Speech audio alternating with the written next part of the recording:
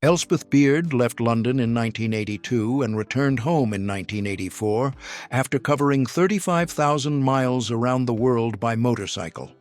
She was the first British woman to circumnavigate the globe on two wheels, facing serious accidents, illness, and the widespread skepticism of an era when such a journey was considered unthinkable. Marilyn Monroe smiles while posing with the Marilyn Five, a group of devoted fans who followed her everywhere and managed to find out where she would be. Monroe's relationship with her most loyal admirers was genuinely warm, a striking contrast to the relentless pressure exerted by the press and the studio system. A family smiles on the beach in Atlantic City, New Jersey in the 1950s. At the time, the beach was officially segregated by race, and black families were restricted to specific stretches of the shoreline. The cheerful image conceals the reality of Jim Crow laws that shaped everyday American life in that period. Tamara de Lempicka photographed in Cuernavaca, Mexico, around 1975. The Polish painter was the leading exponent of Art Deco portraiture, with a geometric and glamorous style that defined the aesthetic of the 1920s and 1930s. She spent her final years in Mexico, where she died in 1980 at the age of 81. A 1978 article about Audrey Sutherland, known as the Woman of the Waters. Sutherland was an American adventurer who paddled more than 8,000 miles alone along the coasts of Alaska, British Columbia, and Hawaii, usually in an inflatable kayak, often beginning major expeditions when already in her 60s. Geri Halliwell met the then Prince Charles in May 1997 at the height of Spice Mania. The Spice Girls member, known as Ginger Spice, became famous for the moment she pinched the prince's backside, a gesture that dominated British headlines and symbolized the collision between the monarchy and pop culture. A 1996 photograph accompanied by the memory that the Macarena was playing at the time. The image also shows the decorative stickers that people applied to printed photos to add captions, a very common habit before the digital era that today immediately evokes the distinctive visual aesthetic of the 1990s. Harvey Keitel and Jack Nicholson at the premiere of the film The Two Jakes in 1990. The production was the sequel to the classic Chinatown, directed by Nicholson himself. Despite the heavyweight cast and high expectations, the film failed to repeat the critical and commercial success of its 1974 predecessor. Joni Mitchell at home in 1991, lying on a rug beside a drawing she made of her fellow musicians David Crosby and Graham Nash.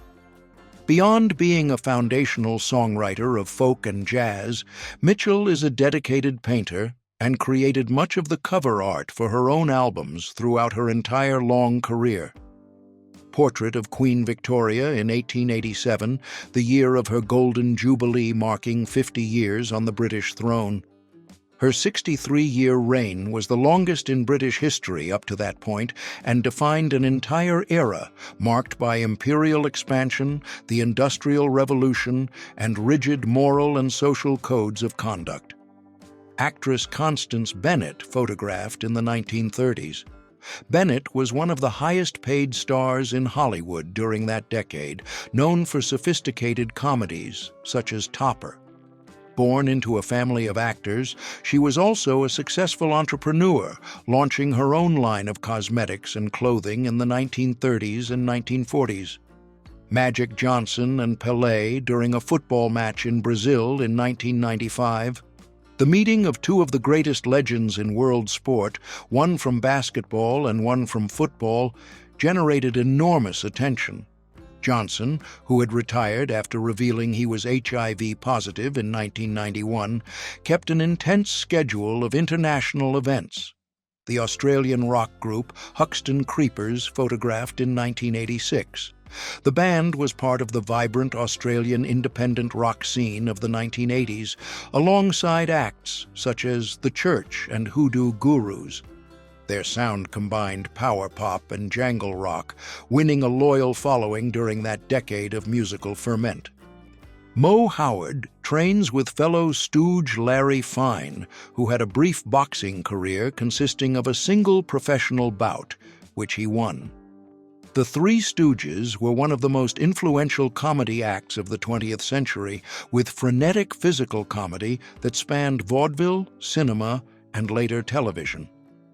Actress Marisa Tomei photographed in 1987, a few years before winning the Academy Award for Best Supporting Actress for My Cousin Vinny in 1993.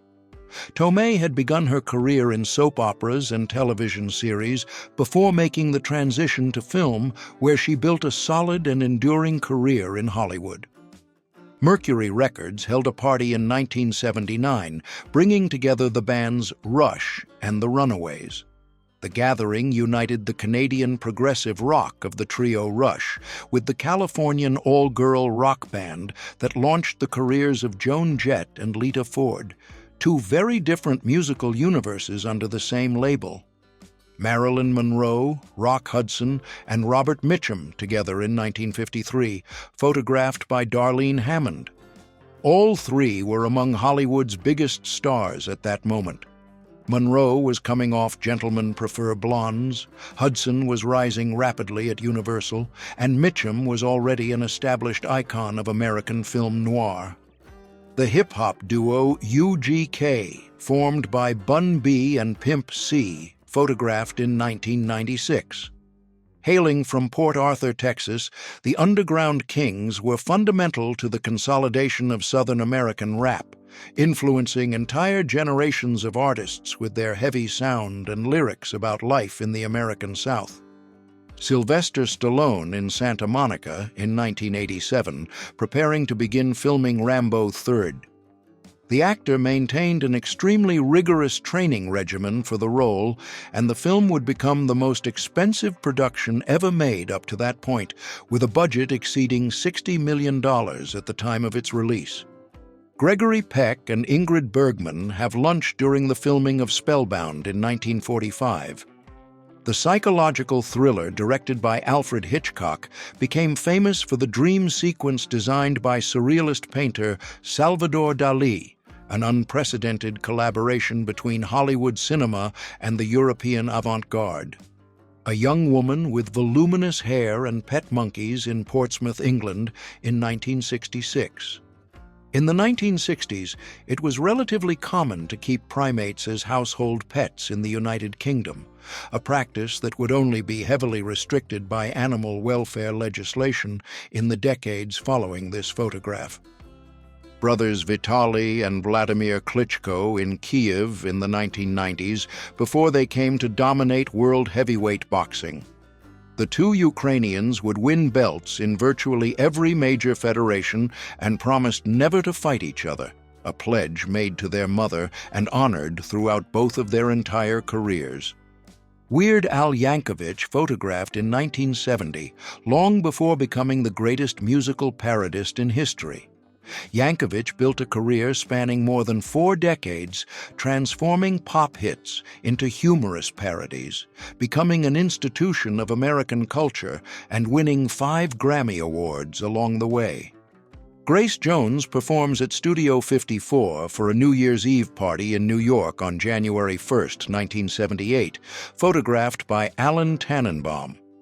Studio 54 was the absolute epicenter of the disco era, and Jones, with her androgynous and theatrical presence, perfectly embodied the radical spirit of that cultural moment. The Hurricane, one of America's greatest superheroes, was born on July 12, 1974. The reference celebrates boxer Reuben Hurricane Carter, or another figure of the same name, humorously marking the date as the birth of a legend. American popular culture of the 1970s was prolific in creating myths of this kind. Jason Mewes, Michael Keaton, and Kevin Smith together in the 1990s. Smith and Mewes formed the duo Jay and Silent Bob, recurring characters in the independent cinematic universe created by the director. Keaton, then coming off Tim Burton's Batman films, was one of Hollywood's biggest stars at the time. Forrest Ackerman and Myrtle Jones funded the publication of teenage Ray Bradbury's first science fiction fanzine and, in 1939, attended the first World Science Fiction Convention. Ackerman was a central figure in the formation of science fiction fandom and is credited with coining the very term sci-fi. British actress Deborah Kerr photographed in the 1940s. Kerr would be nominated 6 times for the Academy Award for Best Actress without ever winning, a record of misfortune in Hollywood. She was immortalized by the beach kiss scene in From Here to Eternity and by the lead role in the classic musical The King and I. Bruce Lee beside his 1972 Mercedes-Benz 350 SL Roadster. The martial artist and actor was at the peak of international fame, having revolutionized action cinema and popularized martial arts in the West. He would die tragically in July 1973 at age 32, just weeks before the premiere of Enter the Dragon. One of the first USAF Series classes after the program relocated to Fairchild Air Force Base in 1966. The CRE program, an acronym for Survival, Evasion, Resistance, and Escape, trained pilots to survive in hostile territory and to resist interrogation in the event of capture by enemy forces during wartime. Welsh boxer Joe Calzaghe becomes WBO super middleweight champion in 1997. Calzaghe would reign for more than a decade in the division, retiring undefeated with a perfect record of 46 wins in 46 fights, an exceedingly rare feat in professional boxing that places him among the greatest British fighters ever. Costume test for a Martian in Just Imagine from 1930, a futuristic musical set in the year 1980. The film imagined a future with flying cars, names replaced by numbers, and journeys to Mars.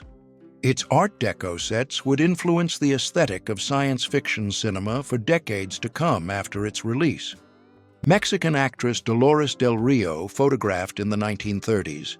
Del Rio was the first major Latin American star in Hollywood, celebrated for her beauty and talent in an era of intense racial prejudice in the industry. She later returned to Mexico, where she became a central figure of the golden age of Mexican cinema. Christopher Reeve takes a nap between scenes while wearing the iconic suit on the set of Superman, the movie, in 1977. Reeve had gained nearly 30 pounds of muscle for the role, training intensively for months. His performance defined the character for entire generations of viewers around the world. Miss Philippines Charlene Gonzalez at the 1994 Miss Universe pageant. Gonzalez became world famous for her witty response when asked how many islands the Philippines has. She replied with another question, asking whether at high tide or low tide. She reached the top 6 and later built a career as an actress and host. Actress Dolores Del Rio in the 1930s, a period when she was one of the most glamorous figures in Hollywood. Born in Durango, Mexico, Del Rio moved between silent and sound cinema with rare success and would later become a fundamental part of the Mexican cinematic renaissance of the 1940s and 1950s. Italian actress Virna Lisi photographed in 1970. Lisi built a dual career between European cinema and Hollywood, but rejected the sex symbol label the American industry tried to impose on her. She won the Best Actress award at Cannes in 1994 for her performance in Queen Margot at the age of 57. Vincent Price plays with his son Vincent Barrett Price in 1946. The actor, who would become the most recognizable face of horror cinema, was in real life a cultured man, a gourmet, and an art collector. His deep theatrical voice would be immortalized decades later, narrating Michael Jackson's Thriller video. Andrew Ridgeley cuts a cake held by George Michael to celebrate Wham, reaching the top of the UK singles chart for the first time. The duo dominated 1980s pop with hits such as Wake Me Up Before You Go-Go before their amicable split in 1986 and Michael's stellar solo career that followed afterward.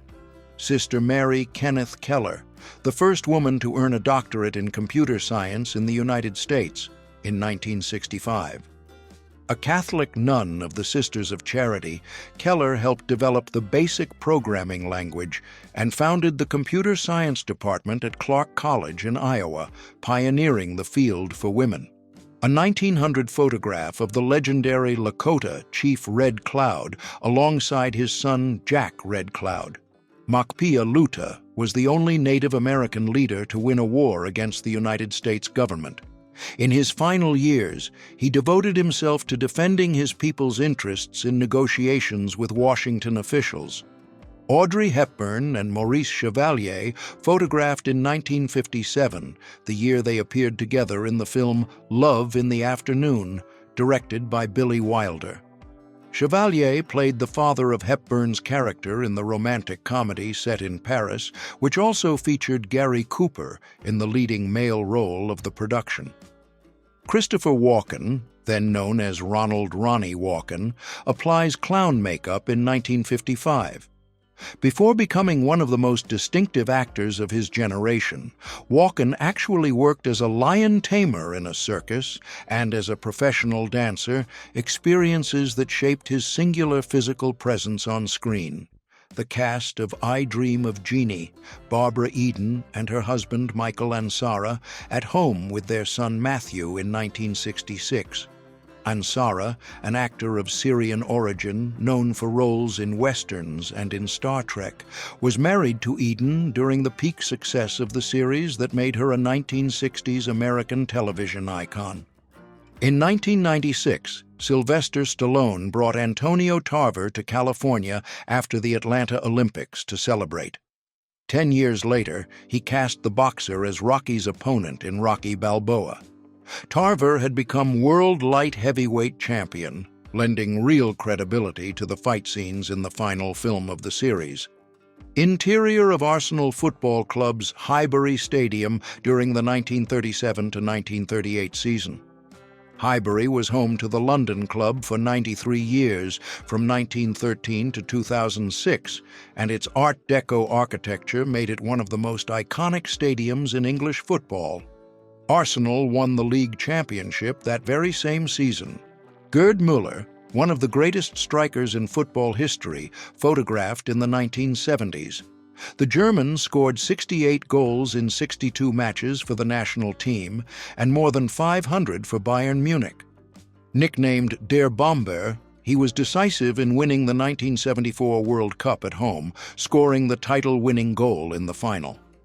Actress Dolores Del Rio in the 1930s.